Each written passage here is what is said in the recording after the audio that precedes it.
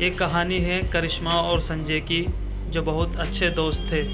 करिश्मा और संजय कई दिनों से एक दूसरे से मिलने की कोशिश कर रहे थे, लेकिन अलग अलग शहरों में काम करने की वजह से जिसके कई दिनों की कोशिशों के बाद दोनों ने दिल्ली मिलने का प्लान बनाया। करिश्मा ने घूमने की सारी जगहों की एक लिस्ट बना ली थी। उसने सब कुछ अपने तरीके से प्लान कर लिया था ताकि एक अनजान शहर जाने के बाद उन दोनों को किसी भी परेशानी का सामना न करना पड़े।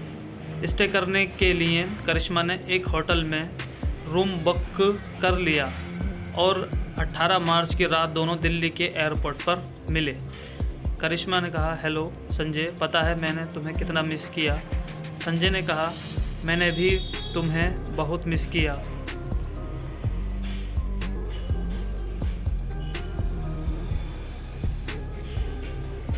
दोनों एयरपोर्ट से सीधा होटल की तरफ निकल गए। तकरीबन 1 घंटे के बाद दोनों अपने होटल पहुंच गए। होटल बाहर से बहुत ही खूबसूरत लग रहा था।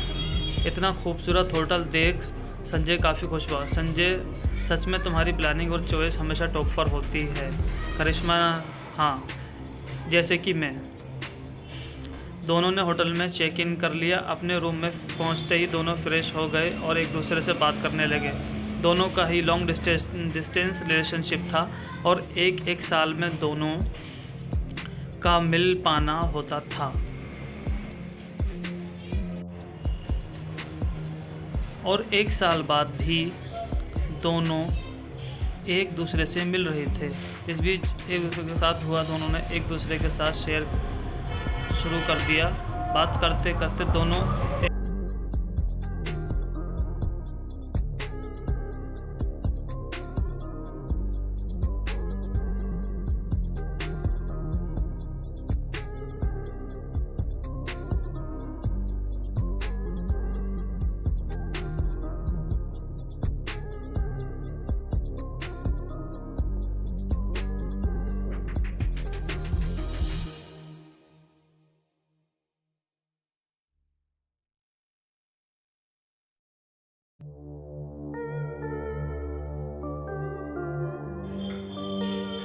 लेकिन ध्यान से सुनने के बाद करिश्मा ने यह महसूस किया कि ये किसी की दीवार पर नाखून मारने की आवाज़ है।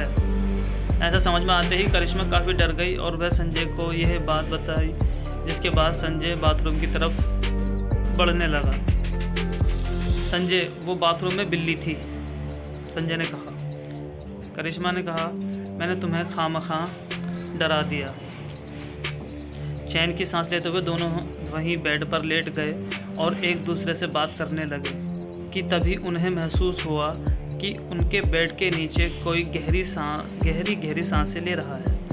अब ये बात दोनों ने महसूस की, जिसके बाद करिश्मा ने बेड के नीचे देखा। उसे जो दिखा उससे करिश्मा की सांसें अटक गई। गहरी सांस ले रहा। संजय कुछ नहीं समझ आ रहा। उसने भी अब बेड के नीचे देखा तो वह उसे कुछ दिखाई नहीं दिया। करिश्मा को अब सारे कमरे में कुछ अजीब लगने लगा था। उसे वह किसी तीसरे के होने का एहसास होने लगा। संजय ने उसे बहुत समझाने की कोशिश की, लेकिन करिश्मा अब वहाँ रुकना नहीं चाहती थी। तभी सामने रखा शीशा अपने आप हिलने लगा। इस डरावने नज़ारे को देख दोनों की सांसें फूलने लगी। अब बात साफ थी, सच में इस कमरे में कोई तीसरा था। पर अचानक ही शीशा टूटकर चकनाचूर हो गया। लेकिन अब जो उन दोनों ने देखा वो बेहद ही परेशान करने वाला मंजर था। उस कमरे में कैमरा पहले से ही लगा हुआ था, यानी अब तक जो भी उन दोनों के बीच हुआ वो सब उस कैमरे में रिकॉर्ड हो चुका था। दोनों काफ़ी घबरा चुके थे और फिर दोनों जल्दी अपने कपड़े पहनना शुरू कर दिए और वहाँ से निकलने की तैयारी करने लगे। इतने में पास रखे अलमारी से किसी के गुर्राने की आवाज़ आने लगी। ये सुन दोनों बहुत ही डर गए। अब बस कैसे भी करके दोनों वहाँ से भागना चाह रहे थे, लेकिन कमरे का दरवाज़ा खुल ही नहीं रहा था। काफ़ी देर के कोशिशों के बाद भी दरवाज़ा नहीं खुला कि अलमारी अपने आप ज़मीन पर गिर गए। करिश्मा का डर एकदम सही था कि यहाँ कोई तीसरा भी है। वहीं अपने सामने इतना खतरनाक आकृति देख दोनों ही डर से कांपने लगे। तभी हवा की तेज़ी से उस आकृति ने संजय का गला पकड़ लिया। संजय जोर जोर से चिल्लाने लगा, उसका दम घुटने लगा था। करिश्मा भी संजय को बचाने की कोशिश कर रही थी, लेकिन वह कामयाब नहीं हो पा रही थी। फिर संजय ने पूछा, तुम्हें मुझसे क्या चाहिए? संजय के पूछने पर तुम्हें क्या चाहिए? आज मुझे छोड़ दो। संजय का दम घुटने लगा था, जिस पर उसने कहा, ये कैमरा मैंने ही लगाया है, मैंने करिश्मा को ब्लैकमेल करना चाहता था ताकि वो मेरे साथ आकर रहे। संजय के ऐसा कहते ही करिश्मा के पैरों से ज़मीन ही खिसक गई। संजय के यहाँ आते थे कैमरा कुछ कर लगा दिया था ताकि वह करिश्मा को अपने साथ रहने के लिए ब्लैकमेल कर सके। इस घिनौने काम के बाद करिश्मा टूट चुकी थी। वहीं उस भूतिया आकृति ने संजय को हवा में उठा कर पटकना शुरू कर दिया। कुछ देर बाद संजय ने अपना दम तोड़ दिया, मगर ये भूतिया आकृति थी कौन?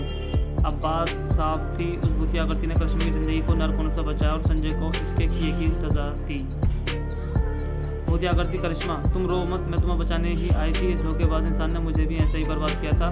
मैं कमज़ोर थी और मैं डर के कारण आत्महत्या कर ली थी, लेकिन आज मेरा बदला पूरा हुआ। अब ये किसी के साथ भी